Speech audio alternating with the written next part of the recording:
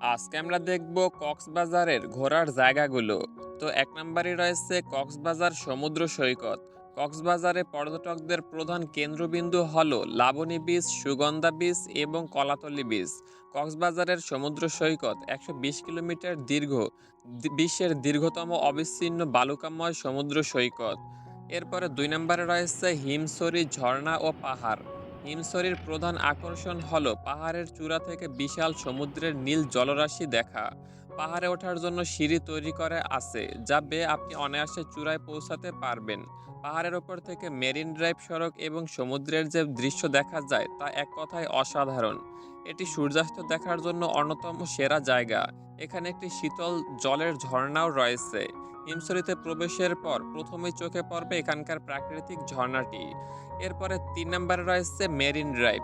80 kilometre রাস্তার একদিকে নীল জলরাশি আর অন্যদিকে ছোট বড় পাহাড়, পথে যেতে যেতে জেলেদের মাছ ধরার দৃশ্য এবং ঝাউবন আপনার মন কেড়ে নিবে। মেরিন ড্রাইভের শেষ প্রান্তে দৃষ্টিনন্দন সূর্যাস্ত দেখতে পাওয়া যায়।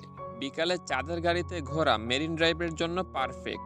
এরপরে 4 নম্বরে রয়েছে ইনানি সমুদ্র সৈকত। ইনানি সমুদ্র সৈকত তার বিশাল বিশাল প্রবাল পাথরের জন্য বিখ্যাত। ভাটার সময় যখন পানি নেমে যায় তখন এই পাথরগুলো জেগে ওঠে, যা দেখতে অত্যন্ত সুন্দর। কক্সবাজারের প্রধান সৈকতগুলোর তুলনায় ইনানির পানি অনেক বেশি স্বচ্ছ ও পরিষ্কার। কক্সবাজারের অন্যতম আকর্ষণীয় এবং শান্ত একটি সৈকত। এটি কক্সবাজার শহর থেকে প্রায় 32 কিলোমিটার দক্ষিণে মেরিন ড্রাইভ সড়কের পাশেই অবস্থিত। এরপরে 5 নম্বরে রয়েছে সেন্ট মার্টিন দ্বীপ। এটি বাংলাদেশের একমাত্র প্রবাল দ্বীপ। কক্সবাজার থেকে জাহাজে করে এখানে যাওয়া যায়।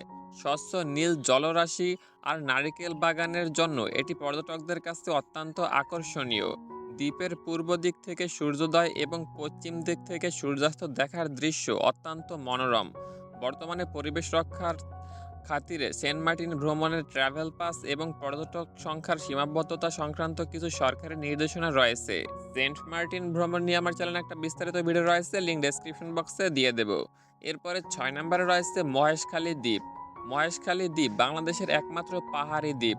কক্সবাজারের খুব কাছে অবস্থিত এই দ্বীপটি তার প্রাকৃতিক সৌন্দর্য, লবণ উৎপাদন এবং পান চাষের জন্য বিখ্যাত।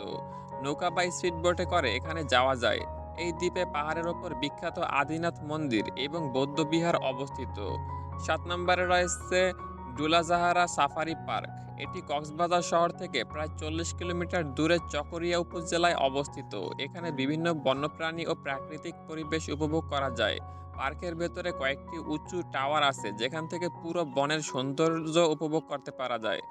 এরপরে 8 নম্বরে রয়েছে রেডিয়েন্ট ফিশ ওয়ার্ল্ড। এটি কক্সবাজার শহরে অবস্থিত একটি বিশাল ফিশ অ্যাকোরিয়াম, যেখানে সামুদ্রিক জীববৈচিত্র্যের কাছ থেকে দেখতে পাওয়া যায়। 9 নম্বরে রয়েছে সোনাদিয়া দ্বীপ। শান্ত এবং নির্জন পরিবেশের জন্য এই দ্বীপটি পরিচিত, যা ক্যাম্পিং এবং লাল কাঁকড়া দেখার জন্য দারুণ জায়গা। এরপরে সর্বশেষ অর্থাৎ 10 নম্বরে রয়েছে পাটুয়ারটেক সৈকত। কক্সবাজারের মেরিন ড্রাইভ সড়কের পাশে অবস্থিত একটি অসাধারণ পাথুরে সৈকত। ইনানি সমুদ্র সৈকতের খুব কাছেই এর অবস্থান। এটি পর্যটকদের কাছে দিন দিন বেশ জনপ্রিয় হয়ে উঠেছে। কক্সবাজার বা সুগন্ধা সৈকতের মতো এখানে খুব বেশি ভিড় থাকে না। যারা কোলাহলমুক্ত পরিবেশ, সমুদ্রের গর্জন শুনতে পছন্দ করেন তাদের জন্য একটি স্বর্গীয় স্থান এটি। সো গাইস, এগুলোই ছিল কক্সবাজারের শীর্ষ 10টি দর্শনীয় স্থান। আপনার পছন্দের জায়গা কোনটি অবশ্যই কমেন্ট করে জানাবেন। জায়গা খুঁজে পেতে অসুবিধা হলে গুগল ম্যাপে নাম লিখে সার্চ করলে লোকেশন সহ পেয়ে যাবেন। যাওয়ার আগে আমাদের চ্যানেলটি সাবস্ক্রাইব করে দিবেন।